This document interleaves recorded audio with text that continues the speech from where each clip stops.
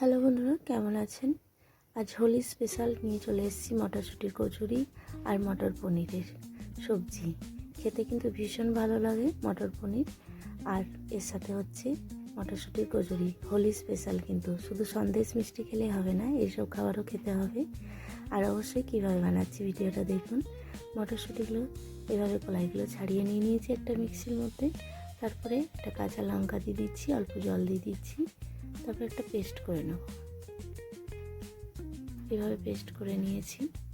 এটা কড়ার মধ্যে 2 চামচ সাদা তেল দিয়ে একটু গোটা জিরে আর আদার পেস্ট দিয়ে আদার যে কাঁচা গন্ধটা সেটা যাতে চলে যায় কিছুক্ষণ ফ্রাই করে নেব। তারপরে এই পেস্টটা দিয়ে দিচ্ছি। দেখুন, পেস্টটা দিয়ে কিছুক্ষণ মটরশুঁটির পেস্টটাকেও ফ্রাই করে নিচ্ছি। তারপর দিয়ে দিচ্ছি একটু স্বাদ মতো লবণ আর একটু চিনি দিচ্ছি অল্প। আর তার মধ্যে আপনারা কিন্তু গোটা জিরে বা ধনেও দিতে পারেন, আমি দিইনি।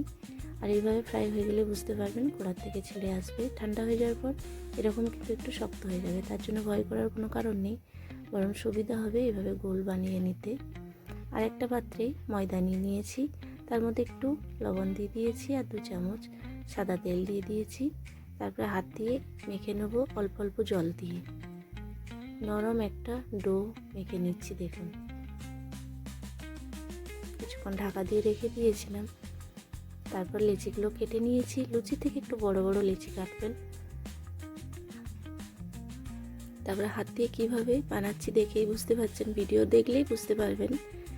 এভাবে ঠিক বানিয়ে নিচ্ছি।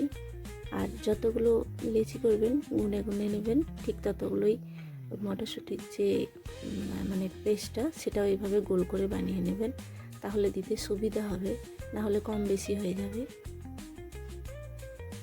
ঠিক এইভাবে বানিয়ে নিয়েছি। একসাথে একটা পাত্রে এক জায়গায় করে নিচ্ছি, অল্প একটু তেল মাখিয়ে নেব।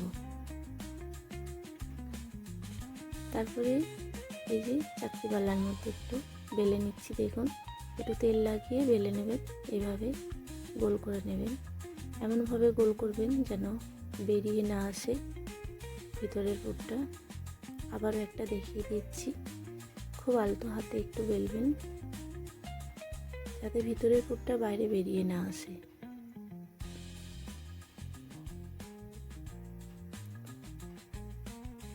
তারপরে এই যে ফ্রাই করে নিচ্ছি, একদম ফোলা ফোলা কচুরি হয়ে গেছে মটরশুঁটি। খেতে কিন্তু ভীষণ লাগে। 1 কেজি নিয়ে চলে এসেছি। হোলি স্পেশাল কিন্তু শুধু সন্দেশ মিষ্টি খেলে হবে না, হোলি স্পেশাল এইসবে খেতে হবে।